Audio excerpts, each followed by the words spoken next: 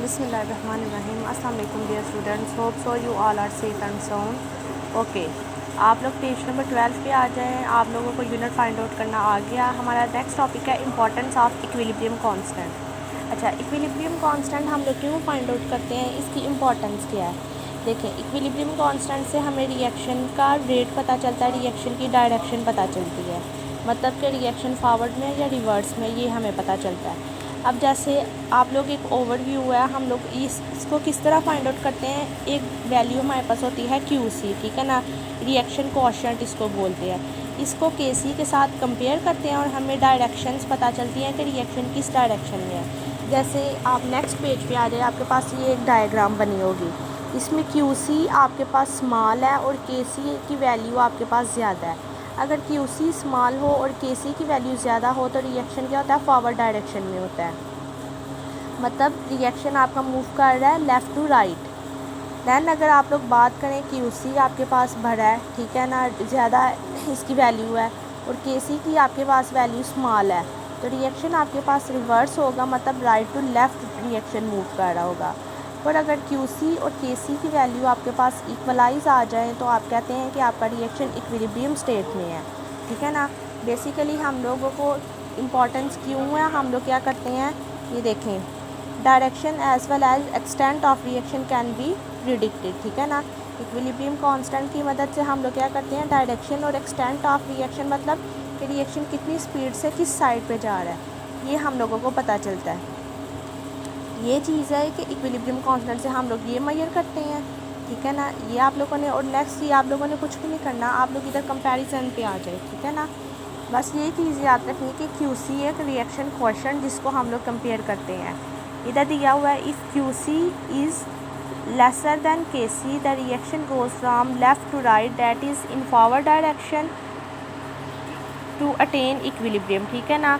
और नेक्स्ट आपके पास ये डायग्राम है, फिर आ गया if QC is greater than KC, तो आपके पास रिवर्स रिएक्शन हो जाएगा। If QC equals to KC than the reaction will be equilibrium state, ठीक है ना। अब आपके पास नीचे आ गया प्रिडिक्टिंग एक्सटेंट ऑफ रिएक्शंस के, रिएक्शंस का एक्सटेंट कैसे, डायरेक्शन तो ऊपर आप लोगों ने फाइंड आउट कर लिया है, एक्सटेंट आप लोगों ने कैसे करना है। आप देखिए, लार्ज, सबसे पहले आपके पास जो एक्सटेंशन की वैल्यू आ गई है कि आपके पास large numerical value of KC है। KC की सबसे जो बड़ी न्यूमेरिकल वैल्यू है वो है, मतलब KC बड़ा है और QC आपके पास छोटा होगा।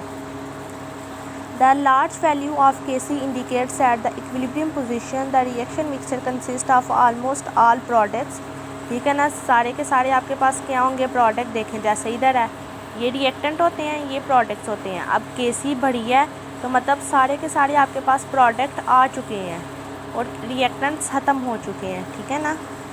Almost all the products and reactants are negligible.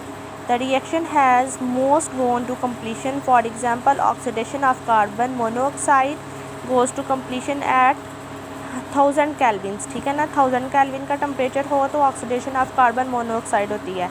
ये आप लोगों ने करना है। अगर small numerical value of KC हो, अगर न्यूमेरिकल वैल्यू इधर देखें स्मॉल है, तो आप लोग कह सकते हैं कि जो ऑलमोस्ट सारे रिएक्टेंट्स हैं, प्रोडक्ट्स आपको अभी तक नहीं मिले। When the KC value of reaction is small, it indicates that the equilibrium has established with a very small conversion of reactants to product. देखें, reactants products में convert नहीं हुए। At equilibrium position, almost all the reactants are present, but amount of product is negligible.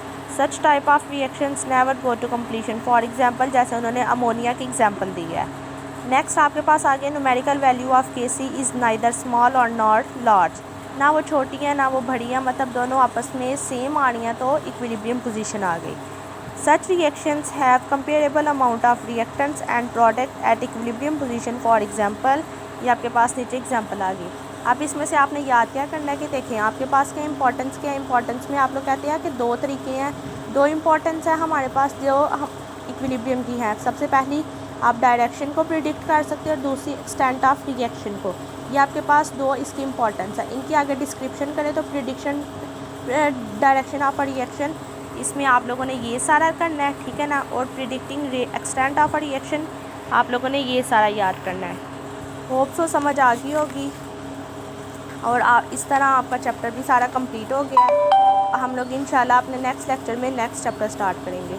Okay, अल्लाह हाफिज़, good bye.